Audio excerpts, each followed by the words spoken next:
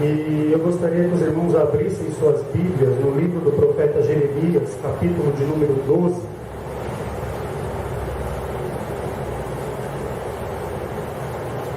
Nós vamos aqui ler o versículo 5.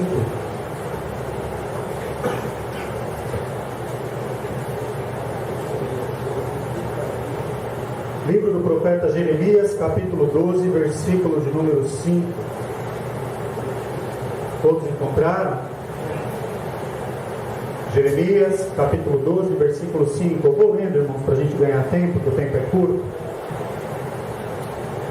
Diz assim, se te fadigas correndo com os homens que vão a pé, como poderás competir com cavalos? Se tão somente numa terra de paz está confiado, que farás na enchente do Jordão? Eu vou repetir. Se te fadigas correndo com os homens que vão a pé, como poderás competir com cavalos? Se tão somente numa terra de paz está confiado, que farás na enchente do Jordão? Amém? Esse versículo, ele é um divisor de águas na vida do profeta Jeremias. Sabe o que é divisor de águas? Nós tivemos um divisor de águas no calendário da nossa história. Existiu uma história da humanidade antes de Cristo. Existe uma história da humanidade agora depois de Cristo. Jesus é aquele que trouxe um divisor de águas para a humanidade. Olha, daqui para frente a história de vocês será diferente. Daqui para frente a aliança com vocês será diferente. Daqui para frente o tratado com vocês será diferente. Jeremias, ele passa por essa situação aqui. Porque Deus levanta Jeremias como profeta para a nação de Israel. E Jeremias começa a ficar indignado com aquilo que ele estava vivendo. E ele começa a questionar a Deus. Depois os irmãos leiam aqui o capítulo 12. Senhor, por que o ímpio prospera no seu caminho? Por que eu sofro tanto por pregar a tua palavra? E aquele que é ímpio, aquele que não te teme, aquele que te aborrece, ele vai bem, ele prospera. Por que, Senhor, essas situações adversas na minha vida? Por que eu tenho um compromisso sincero contigo e passo por tantas situações difíceis, por sofrimentos, por problemas? Talvez Jeremias esperasse um consolo de Deus nessa hora, não é? Oh, meu filho, eu estou aqui, eu sou contigo, eu te ajudo, eu te amparo, eu te sustento. Talvez é aquilo que todos nós esperávamos ouvir do Senhor. Mas sabe o que o Senhor diz para Jeremias aqui neste momento?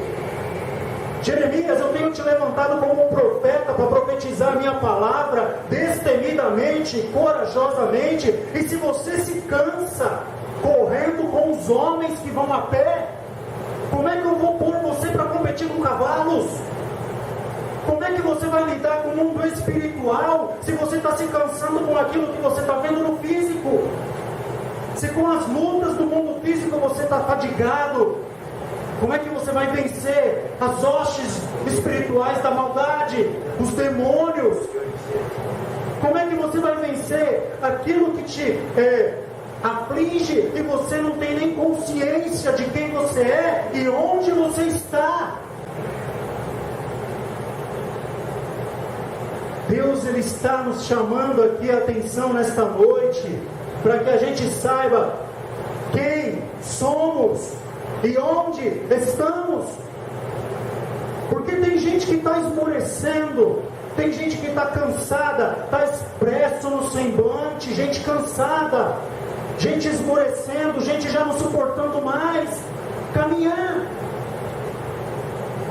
E como é que você não suporta mais caminhar se Deus quer te ver correndo? Se Deus quer te pôr para correr, no bom sentido, para você avançar, e você está cansado da caminhada? Você está cansado de correr com os homens que estão indo a pé? Como é que você vai competir com cavalos? Você sabe para onde tem sido chamado? Você sabe para onde você tem sido alistado, a batalha que você tem que lutar, você tem consciência disso. Deus está querendo te despertar para isso nesta noite. Entenda aquilo que você está passando. Não confie na tua própria força. Não esteja estribado no teu próprio entendimento, no teu próprio conhecimento, na tua própria força de caminhar, porque você vai se cansar. Deus aqui está dando um chacoalhão em Jeremias. Acorda para aquilo que eu tenho te chamado. Eu não tenho te chamado para você lamentar e chorar porque estão te perseguindo, porque os da tua terra vão contra a palavra que você prega. Não, eu tenho te chamado para você ser intrépido, corajoso, valente e anunciar a palavra com ousadia e continuar firme em meio às adversidades, porque eu vou te colocar numa esfera superior. Você agora vai competir com cavalos, não com os homens. Você vai a partir de agora atuar nas esferas espirituais. A sua luta agora vai ser num outro nível. Você vai combater espiritualmente e não humanamente falando, porque a nossa luta, humanamente falando, nos cansa, nos fadiga. Nós ficamos estressados, cansados, desanimados, confusos. E a Bíblia diz que a nossa luta não é contra a carne, não é contra o sangue, mas sim contra as hostes espirituais da maldade nos lugares celestiais. E Deus deseja nos capacitar para esse tipo de luta. Só que nós estamos numa caminhada que a gente não está apercebido quem é verdadeiramente o nosso inimigo. Isso tem trazido cansaço, tem trazido tristeza, como foi dito, trazido até depressão no meio do povo. O povo está deprimido, acuado, desencorajado, já não enxerga mais nada. Para pensar, nós servimos um Deus que tudo pode, que tudo criou, que tudo formou, um Deus que traz à existência aquilo que não existe. Não há impossível para o nosso Deus. E o inimigo, ele tem tirado a visão, tem tirado a confiança, tem tirado a nossa fé, muitas vezes, em situações adversas que nós passamos. Muitas vezes nós estamos nos arrastando, e isso sobrevém para todos nós. Ninguém é melhor do que ninguém, mas Deus está nos preparando para um novo entendimento de luta, para um novo entendimento de como batalhar. Eu preciso compreender a esfera onde eu tenho que lutar, porque às vezes a maior luta nossa é contra nós mesmos, contra a nossa carne, contra a nossa disposição, contra a nossa vontade. E Deus está dizendo, não é assim. Se fortaleça em mim, busque a minha presença, aleluia. Se prepare para caminhar velozmente, para caminhar de uma maneira diferente, onde você vai se alegrar, onde você vai estar fortalecido, revestido pelo poder de Deus. Não queira lutar com as tuas forças, não queira fazer do teu jeito, porque não vai dar certo. Vai ser frustrante, vai ser fadigante. Irmãos, para olhar os grandes homens de Deus na Bíblia. O Alex citou aqui a maneira que Davi orava a Deus. Davi, ele tinha uma promessa. Ele foi ungido para ser o quê? Rei em Israel. Quando nós falamos rei em Israel, era reinar sobre as 12 tribos, sobre toda a nação. Davi demorou 13 anos para subir ao trono de Judá e 15 anos para reinar sobre todo Israel. Davi era visto como aquele que venceu o gigante Golias. Mas como que era a intimidade de Davi? Davi era aquele que se sentia perseguido. Davi era aquele que muitas vezes se angustiava. Davi era aquele que se escondeu lá na caverna de Adulão. Davi era aquele que muitas vezes se sentia rejeitado, triste, fraco. Mas quando ele começou a enxergar as promessas de Deus em outro nível, quando ele começou a ver aquilo que Deus lhe havia prometido numa outra esfera, numa esfera espiritual, a vida de Davi começou a mudar, começou a ser diferente. Ele começou a compreender aquilo que Deus ainda poderia fazer na sua vida. ele começou a entender que Deus era poderoso para cumprir a sua promessa na sua vida. E Davi, ele se levanta ali com uma forma intrépida de buscar a Deus, de clamar a Deus, de estar na presença de Deus, de ter a direção de Deus para batalhar contra os seus inimigos. Davi era sábio porque ele não saía a pelejar uma guerra de qualquer maneira, não. Ele buscava a presença de Deus. Certa feita, os amalequitas deram contra uma cidade chamada Ziclag.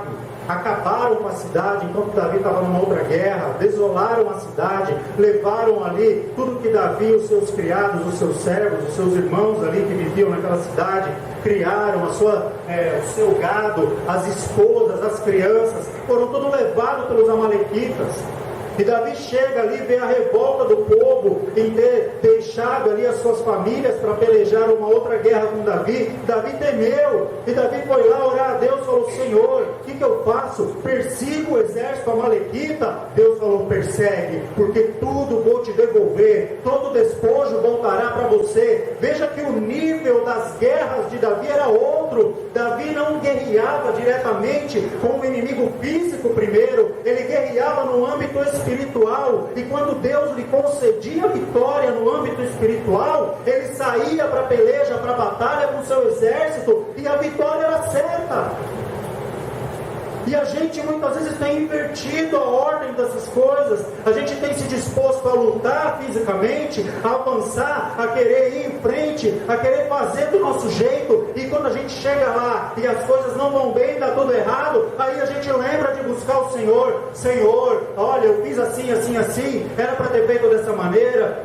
Aí Deus fala: não, era para você ter orado antes, era para mim ter te dado a estratégia antes, porque foi só cansaço, foi só fadiga. Você está cansado de correr com os homens, e eu tenho preparado para você uma corrida para você vencer com cavalos, uma corrida numa outra dimensão, numa outra esfera, uma esfera espiritual, quando Deus te concede a vitória e você vê ela se materializar no mundo físico. A vitória, ela se concretiza na sua vida porque ela foi ordenada por Deus primeiro, espiritualmente falando. E o que acontece com as pessoas hoje é que esse cansaço tem tirado isso das nossas vistas. Nós não temos enxergado a nossa vida espiritual dessa maneira, e muitos estão correndo aí fadigados, uns já nem correm mais, se arrastam, tristes a cada dia, achando que as promessas de Deus não serão cumpridas na sua vida. Mentira do diabo. Fiel é aquele que prometeu. Foi dito aqui nesta noite, através dos louvores, ainda até através da palavra devocional, que Deus, ele tem um novo tempo, uma nova história para nós nos desapegarmos do passado. Aquilo que passou, irmãos, eu não consigo mudar mais. Eu vou lembrar e chorar pelo que passou, se eu não me desprender. Mas daqui para frente, diante de Deus, na presença de Deus, Deus pode construir algo novo, algo maravilhoso, algo que nós não imaginamos, uma vida que você não sonhou, que Deus tem preparada para você. Não limite o poder de Deus na sua vida por aquilo que você não consegue vislumbrar espiritualmente. Antes, peça para que Deus abra os teus olhos espirituais, para que você possa enxergar aquilo que Deus tem a fazer na sua vida. Nós falávamos sobre Daniel na Babilônia. Qual que era a esperança de Daniel naquele lugar, irmãos? Fala a verdade. Qual era a esperança de Daniel naquele lugar? Se alguém dissesse para Daniel, quando ele foi levado cativo lá: Daniel, daqui uns anos Deus vai te fazer o segundo homem dessa nação, só você vai estar abaixo do rei, e aquilo que Deus vai te dar vai durar pelo reinado de Nabucodonosor, pelo reinado de Ciro, de Artaxerxes, por 3 reinos, por Belsazar. Deus vai te levantar com poder nessa terra. Você não sabe por que você veio parar aqui, mas Deus sabe o porquê você está aqui e a importância de você estar aqui no livramento do povo deste cativeiro. Aquilo que você passa hoje, talvez você não sabe o motivo de você estar passando por isso, mas Deus sabe o que Ele vai fazer através da sua vida, por aquilo que Ele está te formando, por aquilo que Ele está lapidando em você, pela pessoa que Ele está formando, melhorando. Então nós precisamos enxergar espiritualmente, nós precisamos ter os nossos olhos abertos, urgente. Para de enxergar no âmbito horizontal e começa a olhar de uma forma vertical. Começa a ver de uma forma vertical. Porque senão a tristeza vem, o abatimento vem, o desencorajamento vem. E vem sobre todos nós. Eu não me excluo disso, porque essa palavra falou primeiro comigo. Eu não me excluo disso. Nós precisamos compreender aquilo que Deus está realizando, as promessas que Deus tem feito para nós. Deus, Ele fala para Jeremias aqui: escuta, eu preciso de alguém valente, de alguém que não se intimide, alguém que não queira voltar atrás quando o rei falar que vai te jogar no calabouço, quando o povo falar que não aceita a tua palavra, quando te esbofetearem no rosto, quando te jogarem no calabouço, te enfiarem no meio da lama, te tratarem ali a pão e água. Eu preciso de alguém que seja valente, que não queira voltar atrás, porque através de uma pessoa assim é que eu vou fazer algo tremendo. Aleluia. Glória a Deus. Agora surge a dificuldade na nossa vida, o que a gente faz? A vontade é de não levantar mais. A vontade de ficar acuado, de ficar deitado, de ficar prostrado. E aí acontece a situação que o Alex falou.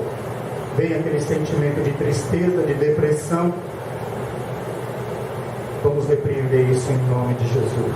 Você foi chamado para vencer. As nossas lutas não são pelejadas numa esfera carnal, mas elas são espirituais. E o nosso Deus está pronto para nos conceder vitória. Vamos perseverar nesse propósito. Vamos continuar em frente. Vamos continuar buscando a presença de Deus.